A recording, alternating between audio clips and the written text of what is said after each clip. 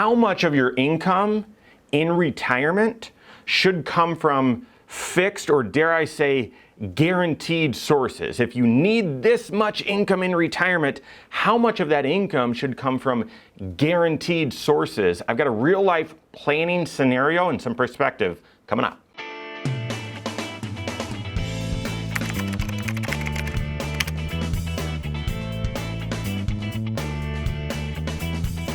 My name is Mike Bernard. I'm the host of the Wise Money Show. I'm also one of the certified financial planners right here at Korhorn Financial Group. Make sure you hit that subscribe button, turn on notifications, and smash that thumbs up button.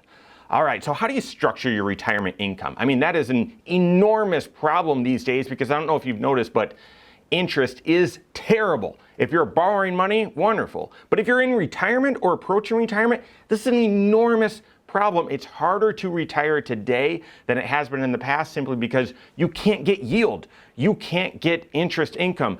Gone are the days, or very rare is it possible, that you can save up enough money and live just on the interest because the interest is so low. So this idea of how to structure your retirement income, how to draw Social Security, when to draw Social Security, and the question that I would ask for today is how much of that income should be fixed or even from guaranteed sources, and how much of it should be variable or discretionary or could be changeable.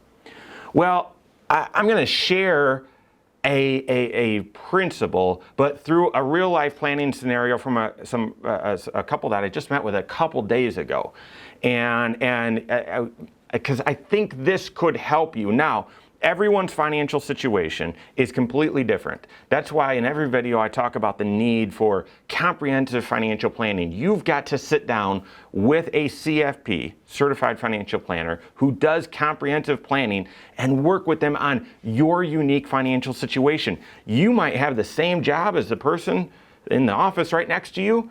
You live obviously in the same neighborhood as your neighbor, and you might look similar, have the same number of kids, but your guys' financial lives are very different. You have no idea from debt level to where they went to college, how they paid for college, what their income is, some of the choices they've made, inheritance, family dynamics. You could look, smell, sound exactly the same and have extremely different financial situations. How do I know this? I've got a brother, I've got a family member, I've seen people, like my brother is less than 2 years older than I am. We sound the same, we look very similar. We were raised in the same household, both went to college.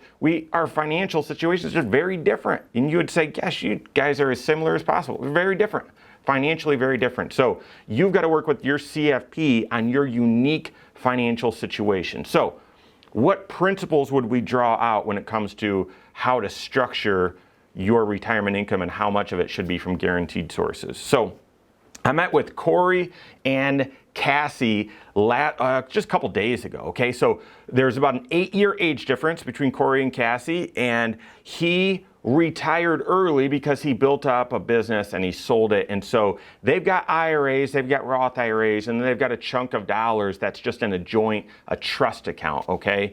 And so he just recently has been eligible for Social Security, and she's not yet eligible for Social Security and won't be for a while. So we've structured their financial situation where the cash they've got saved up, and he is working part-time and doing some things here or there. They need about probably close to $6 because of inflation, $6,000 a month to live the lifestyle that they want.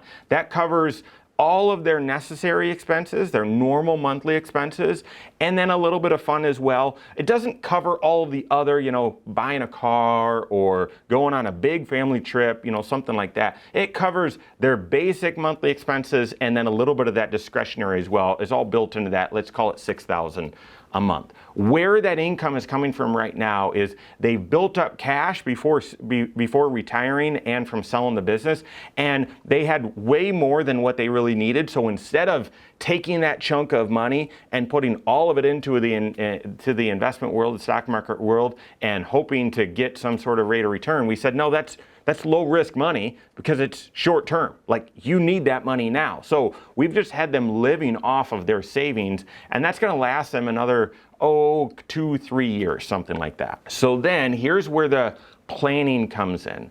I did the math to say, okay, well, if they need $6,000 a month and plus inflation, what will that be here in a few years? If we can structure a retirement income bridge until Social Security, we talked about that a few videos ago, a couple weeks ago, where trying to delay Social Security so you get that 8% increase each and every year, if that's appropriate for your situation.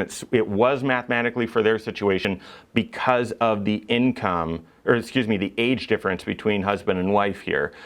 We wanted to try and delay his Social Security as long as possible because odds are women are going to live longer than men anyway. I mean, that's what the research say. And because there's an 8-year age difference, likelihood is we've got to be planning for a survivor situation. And because of the way Social Security works, that the survivor gets the higher of the two Social Securities, let's delay his Social Security as long as possible until age 70, so that if he does, in fact, like statistics would say, pass before she would get that higher Social Security amount that he's delaying until 70 to earn. So we created a bridge till Social Security to get it so that they didn't need to draw Social Security until he was age 70. All right, they need $6,000 plus inflation. Let's call it out there at age 70. Now they need $7,000. Well, he brought in his Social Security statement, and by delaying until 70, his Social Security income is going to be $3,100 a month for his Social Security. By the time he's 70, I told you there's an 8-year age difference, so she's 62. She gets to draw hers or half of his, whichever is higher. Half of his is higher, but it's half of his full retirement age amount, so his age 66 amount, and then it's reduced because she's drawing it early. So he will be able to draw $3,150, I think it is, $3,152. Hers will be approximately $1,000. So between the two of them, they need $7,000, and between the two Social Securities, they'll have $4,000 of Social Security. All right, so what's that, 60% or so, or whatever? Didn't do the exact math, so you mathematicians, sorry. From guaranteed sources of their income need of $7,000 a month, about 60-some% is going to be from fixed sources. I like that ratio, but the ratio that I would shoot for those of you it's possible, 70%, roughly 2/3 of your retirement income need, I would love to come from a fixed or guaranteed source of income. Social Security would be one of those, okay? Could big changes happen in Social Security? Absolutely, we may see it in our lifetimes. Likelihood though, I don't think so. It's funded by the government, our taxpayer dollars. With a stroke of a pen, they can refund this thing. Now, they've got big structural problems that they've got to fix here with Social Security. I'm not saying it's easy, but that is a guaranteed source. And so I'd love it for each and every one of you to prepare in advance and do some creative, tough financial planning with your CFP so that of your retirement income need, 2/3 of it, or even 70% if you round up, comes from guaranteed and fixed sources. They were close. But here's the other thing. Of the dollars, when he sold the business, now we weren't serving him and her at the time, but when he sold the business, a financial professional at the time, I believe connected with the bank, told him, well, what are you going to do with this money? And because they weren't a certified financial planner doing comprehensive financial planning, talked to him about taking a chunk of that money, about $400,000, and throwing it into a variable annuity. Now, this is not something I would recommend. I'm a fiduciary, and all of our CFPs, and really all CFPs are held to the fiduciary standard. Sometimes those tools make sense because of fees and restrictions and other things. That's not often, okay? But he did buy the feature that allows for guaranteed lifetime income.